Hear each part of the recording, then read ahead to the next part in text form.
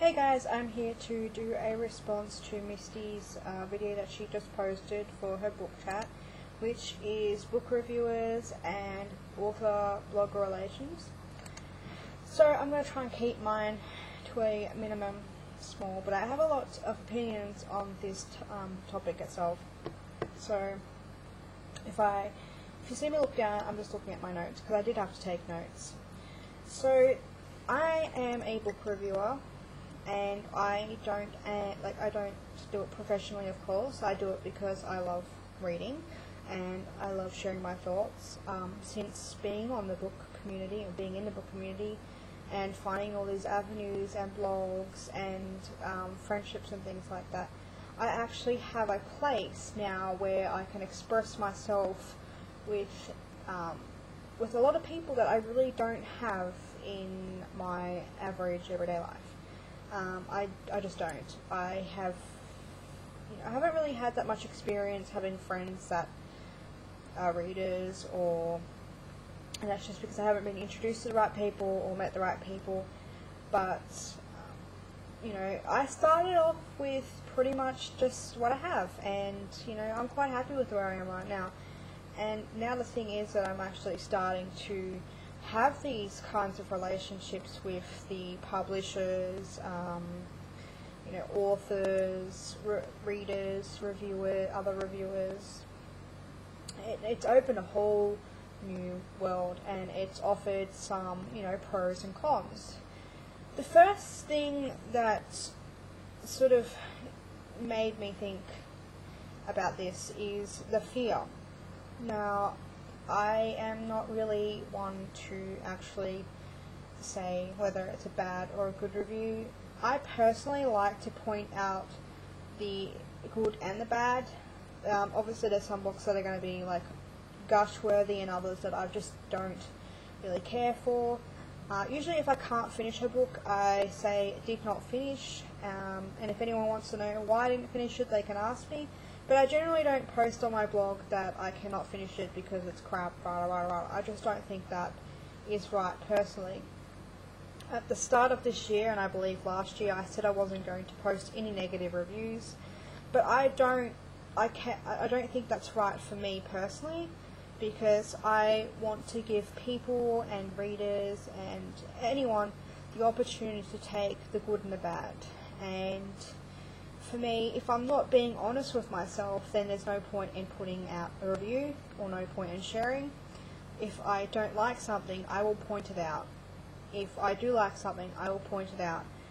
It just baffles me, I guess, that people can be bashed for it. This is where the fear comes in. I think a lot of people, I don't think necessarily a lot of people on YouTube, but a lot of bloggers and other people I have spoken to before have one time or another had this fear that if they are like getting something from a publisher, or they've spoken to an author, or that they just feel compelled that they have to do a very gushing 5-star review, and that's not the case.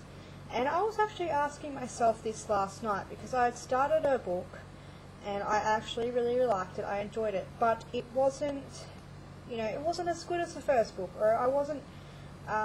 It's not that I wasn't enjoying it. It's just that there were some parts that were a little bit off for me. And I'd already spoken to the author that day about how much I liked the first book and how much I was excited about it, and would there be any way that I could get an interview maybe after I finished the series if I liked it and things like that. And part of me felt like after doing that, and she was so kind, that I just had to, I had to rave about her and gush over her and let everyone know that I loved everything about everything that she wrote. Which is true, I really do enjoy her writing. But this recent book, it's not bad, like I said, it just has a few things off. And when I go to write up my review and post it, I am going to let people know that. Some books may be 5 stars, some books may be 3. And I think that happens a lot during a series as well. You get a 5-star first book and then the series goes downhill or whatnot, and then you feel kind of a bit off by saying that you don't want to finish a series or things like that, and that circulates a lot of tension and fear between people as well, especially I think in the book community, because with the hype around new books and things like that, it's just insane. Especially when you have a second book and then people are like, oh, you have to read this first book, and if you don't enjoy that first book and there's a big hype around the second book or the first book, you tend to feel a little bit left out. And I think that I did feel that a lot when I was first starting to create my channel and create my blog. I felt like I was so out of the loop, because here were a lot of people that were reading these books that I had never heard of before, and I felt out of the loop. And when I just felt, I don't know, I just felt embarrassed, I guess, especially when I didn't enjoy some of them. For instance, I am not going to bag out this series or whatever, but I did not enjoy the first book of Shiva. It just wasn't for me. I did like some aspects of it, but I just could not finish it. And I felt, when I was wanting to talk to people about it, I felt embarrassed. I felt like I couldn't be honest. I felt like people were going to say that I was dumb and, and stupid, and how could I not like this character, and, how I must be slow or something like that.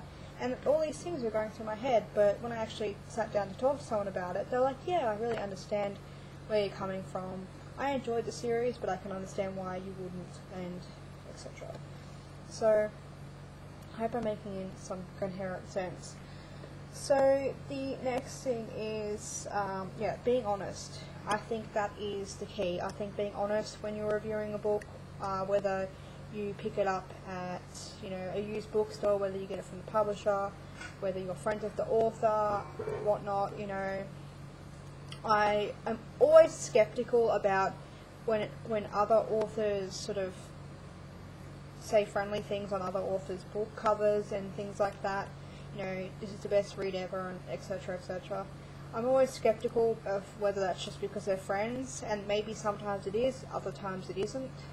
I think you've got to realise that just because they're authors doesn't mean that they don't read. Some don't, but most of the time they do. So, for example, just making things up here, like Becca Fitzpatrick might be friends with J.R. Ward, for instance. She might say something on the front cover, they might be friends, but you've got to realise that she's still going to read her books regardless, or, so that's another thing that really sort of sets me off a bit, that people often forget that authors and publishers and other people in the industry still read.